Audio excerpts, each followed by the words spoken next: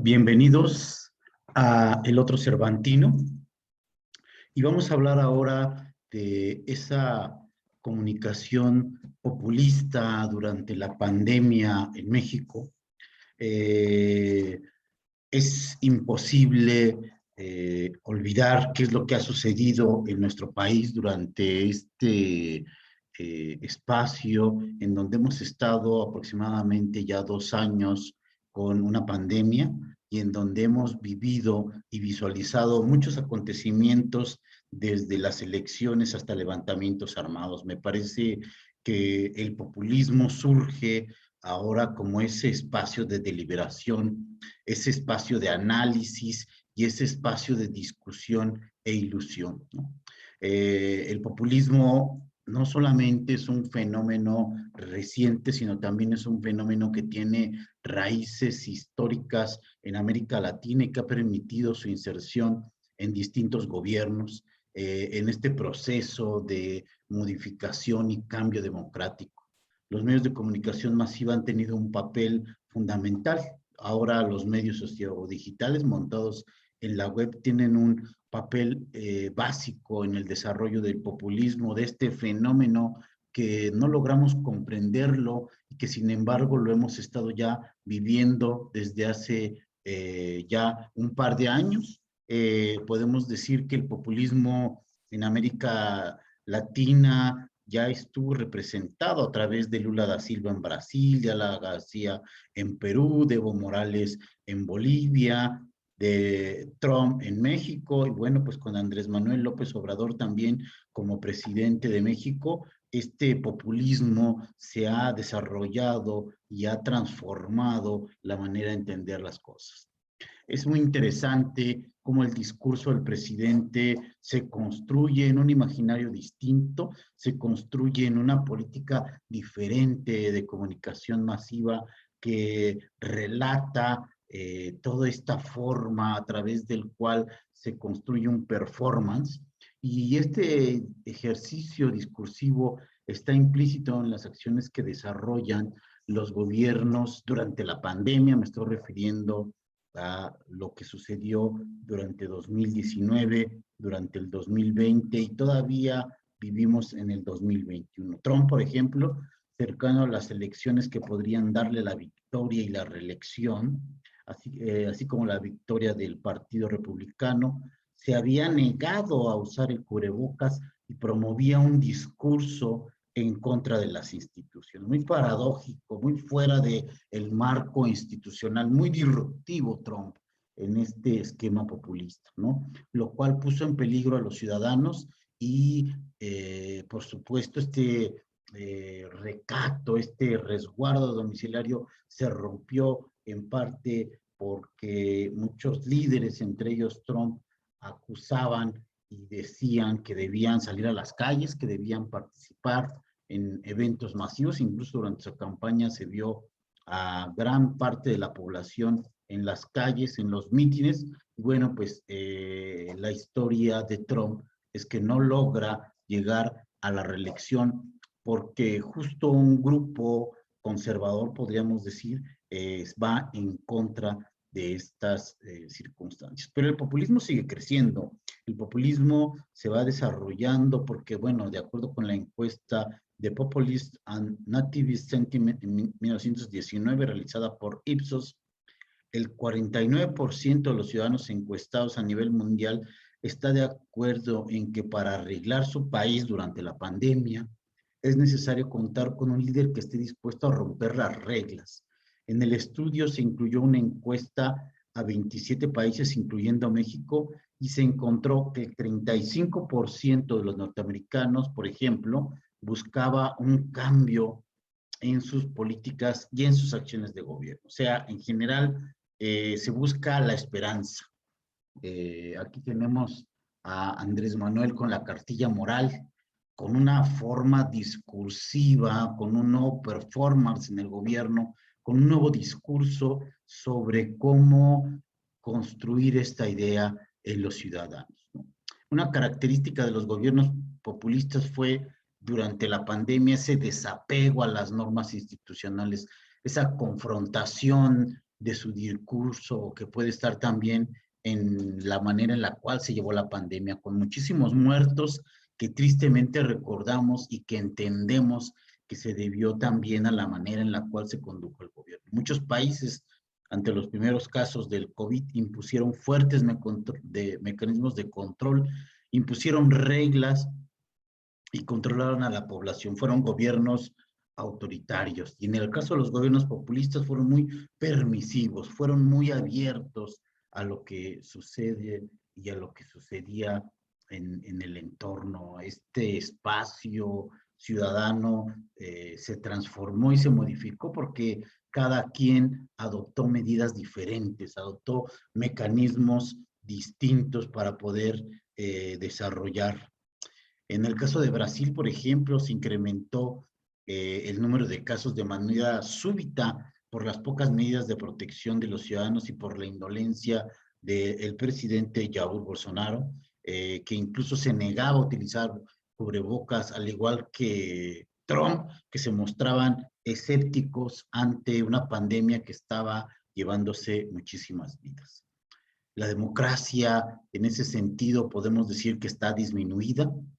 Eh, por eso surgen este tipo de liderazgos basados en la corresponsabilidad del pueblo y, por supuesto, esa incidencia en la toma de decisiones. Durante la década pasada, los gobiernos considerados populistas utilizaron la televisión como el escaparate para promover sus acciones. Ahora es distinto, ¿no? Ahora, a través de las redes sociales hay una mayor apertura. Un ingrediente del populismo en nuestros días es ese nacionalismo, por lo cual la pandemia del COVID se ha promovido mayores arraigos a los gobiernos de los ciudadanos.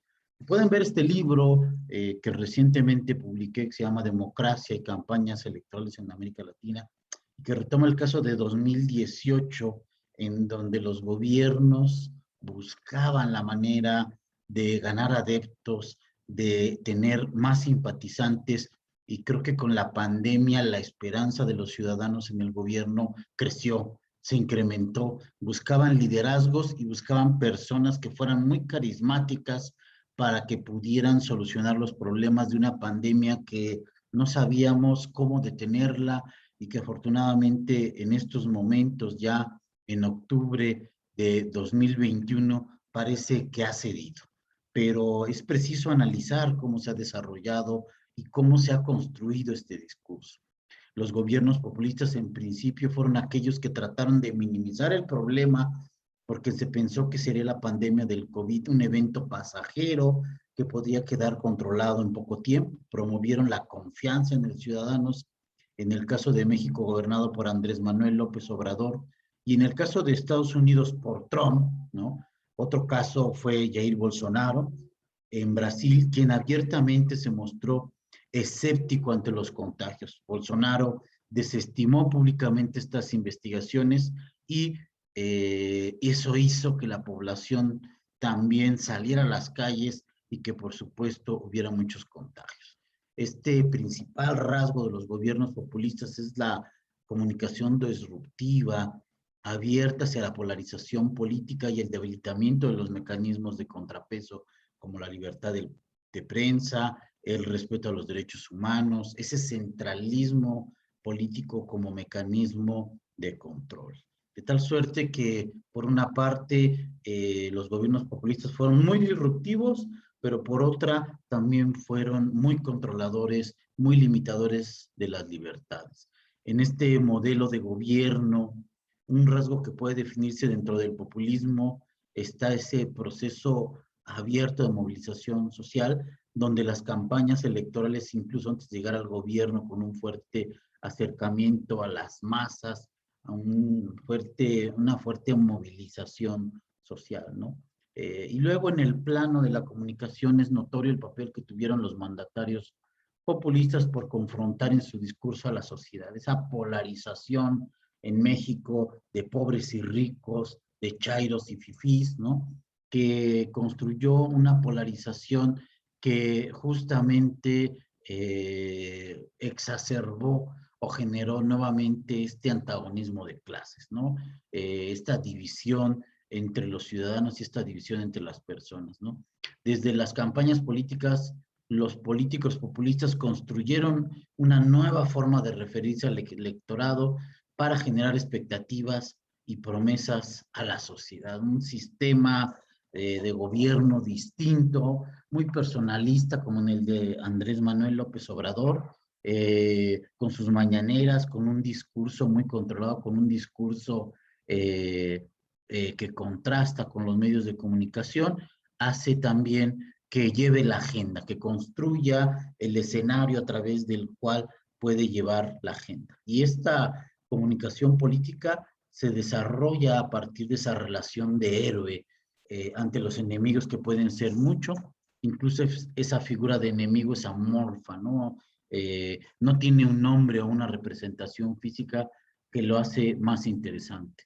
Para Phil Chait, el populismo refuerza esa polarización social y política. Las minorías políticas tienen poco espacio para expresarse. No se trata de eliminar sus derechos políticos, sino de socavar su legitimidad democrática. El populismo, en suma, es una forma autoritaria de democracia.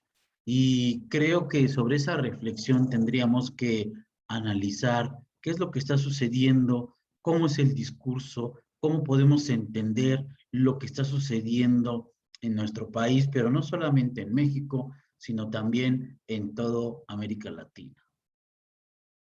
Hay un proceso de personalización de la política, donde los candidatos logran imponerse a los partidos políticos, como sucedió con Donald Trump, alejado de la política, donde obtuvo un mayor reconocimiento por las ideas, relatos y el anclaje de su discurso en la polarización de los ciudadanos estadounidenses. Sobato sostiene que el valor electoral de un candidato está vinculado con esa capacidad de viralizar una idea, de participar en las redes e imponer sus temas y audiencias. Eso permitirá contar con mayor interés, captar votos y, por supuesto, ganar y volver a ganar una elección, como ha sucedido en el caso de América Latina, en Bolivia, en Guatemala y en algunos otros países donde estos líderes populistas han logrado imponerse elección tras elección, ¿no? Casullo, en una obra de 2019, sostiene que el populismo como fenómeno sociopolítico tiene también una raíz cultural que se basa en ese mito populista, es decir, construye un discurso de esperanza que logra dar respuesta a los miedos, preocupaciones y ansiedades de la sociedad. Se suma este hecho a la posibilidad que abren los gobiernos populistas para que la sociedad participe en consultas, en encuestas. Vemos la encuesta sobre el aeropuerto, sobre la revocación del mandato, que da una ápice o da un pequeño tono de democracia en los ciudadanos. Por lo cual creo yo que este análisis del populismo, de la manera en la cual se está desarrollando, es muy interesante y podemos que entenderlo de esa manera, ¿no? El populismo puede ser entendido además como una ideología e incluso como un movimiento político. Para la CLAU, el término populismo no es una ideología, tampoco un movimiento político y mucho menos un paradigma de interpretación de la realidad. El populismo es lo político que se construye a través de las demandas. Tenemos aquí a los padres de los jóvenes que desaparecieron en Ayotzinapa. Dentro del ámbito político siempre existen estos ganadores y perdedores, los contrarios a quienes son los adversarios políticos. Es por ello que dentro de la comprensión del fenómeno populista, los populistas son los otros, aquellos que están fuera del régimen, los que se alejan de las políticas tradicionales, incluso de los liderazgos tradicionales. Los disruptivos son esos populistas. Y en esa campaña, en esa forma de entender el populismo, por ejemplo, en Venezuela durante el 2018 se impuso ese voto del miedo como ese mecanismo de control para las masas, porque ante la fuerte crisis económica por medio de la tarjeta Carnet de la Patria, se realizaba un seguimiento de los electores, se les invitaba a votar y a cambio de ello recibían apoyos y subsidios. Por eso, en este populismo en donde logran los gobernantes estar mucho tiempo en donde algunos presidentes han logrado participar, es donde se va construyendo este populismo, en este esquema del ideal de transformar no solamente el discurso, sino también transformar la manera de ver las cosas. Creo yo que el populismo como un fenómeno social es necesario analizarlo, comprenderlo y por supuesto ir avanzando en entender cómo podemos nosotros